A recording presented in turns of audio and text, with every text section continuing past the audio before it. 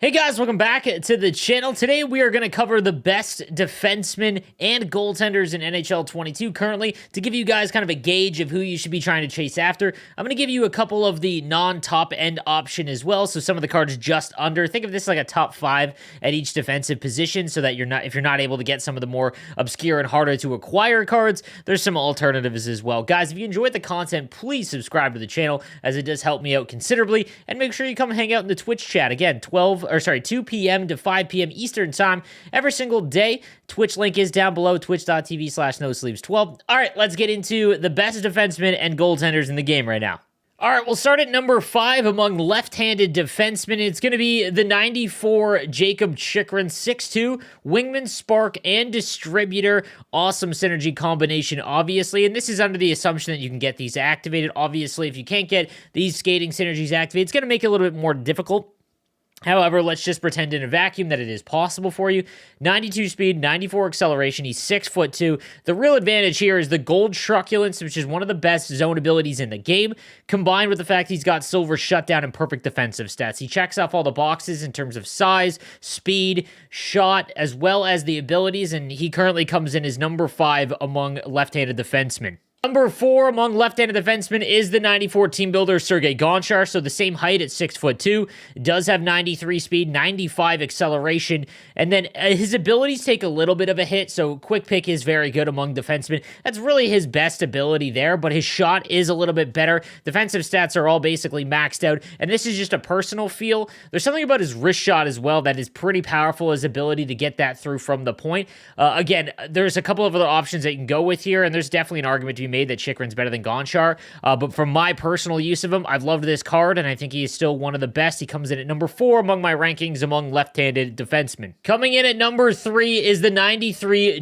BOUWMEESTER, and this has been one of my more favorite cards to use in this game. Clearly, the meta of giant defensemen with gold shutdown is clearly elevated these cards to a spot that makes it just so difficult to get around and gives you such an advantage on the back end, and that is why this card is so hard to find now. His 93 is far better than his 92 because of the different synergy options for you, and really his abilities outside of shutdown just aren't all that great, but 93 speed, 92 acceleration, the fact he's got 6'4" in terms of his size, defensive stats are all essentially maxed, and I'm not gonna lie, I don't know why it is, but in about 40 games, I have 10 goals with him, which doesn't sound like a lot, but D2D one-timers just don't go in as much this year, probably the lowest amount they've ever gone in an NHL video game, and there's something about his shot that I just find really good.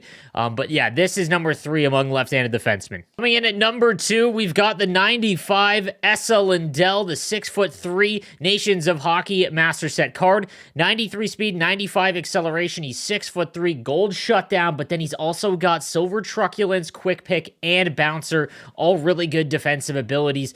This card just as a whole, all put together, is very good. And if it wasn't for number 1, which is a clear, in a way, best defenseman card in the game, this is the best one outside of that. He just combines all of the things you want in a defenseman in NHL 22, and if you don't have number 1 on this list, this is definitely one of the more important cards that you want to make, because he is an end-game card, because of his abilities, synergies, and while some might point to speed being at 93 not, enough for the end game, it's not enough that it's not low enough where it won't be fine to use as the game gets into the max cards in NHL 22. So really good option. He comes in at number 2. And then number 1, and it's still really not that close in my opinion, it's the 94 Team of the Year, Victor Hedman. 92 speed, 91 acceleration. It's the 6'6" with gold shutdown that is just...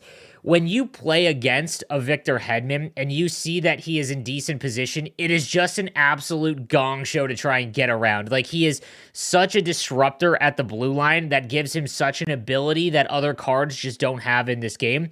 You also combine Seeing Eye and 1T, and it gives you a really powerful one-timer option from the point that you don't really have from other defensemen. Just all around the best package that you can get in the game.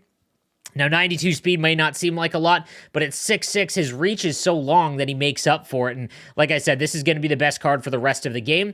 and he's going to cost you about 1 million coins now to make. He's worth that, in my opinion. Like, there's really no other way around it. This is such a phenomenal card, and I'd be stunned if they give many more players over 6'6" or over 6'5" gold shutdown, because it's just such an overpowering ability there. Want to give some love to some special mentions among left-handed defensemen. I don't think these guys crack the top 5, but the 6'3", 94 overall Ryan Whitney is very, very close. This is an all-around great card. It's just that I don't like his abilities. His skating is fine. His size is good. It's just that he doesn't really offer much in terms of the abilities, so that's why he didn't crack the top 5. Another one would be the 94 Evo Morgan Rielly. It's all going to come down to what his abilities he gets added when he scores his next goal. At 95, it does look like he gets another synergy, which will be important, but it does look like if he hits 99, they get a considerable amount of abilities. Like Duchesne, when he hit 99, he got quick draw and a couple of other ones as well that made him just even better.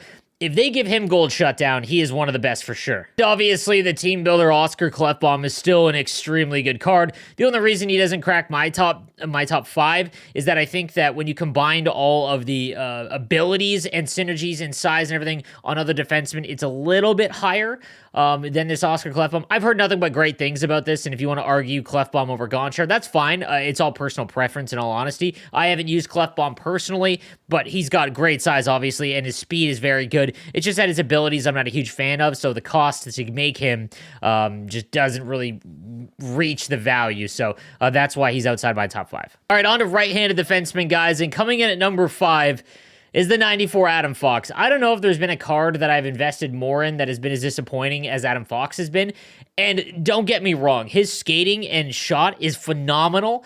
I just don't find him to be able to bump people off the puck. I really thought his body checking would impact it enough because it can get up to 96 that it would make up for his size, but in NHL 22, it just doesn't seem that's the case. It really looks like smaller defensemen or smaller players in general need truculence as an ability, whether it be silver or gold, to be able to knock anyone bigger off the puck, which is why he's at number 5 on my list.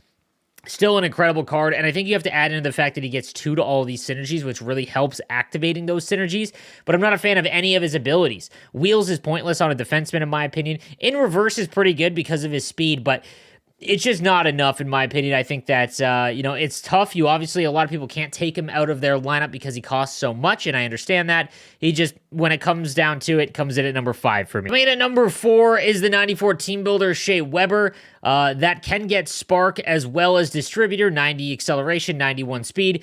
This is about feel. He feels faster than his stats indicate. Truculence, bouncer, as well as shutdown are awesome ability combos there.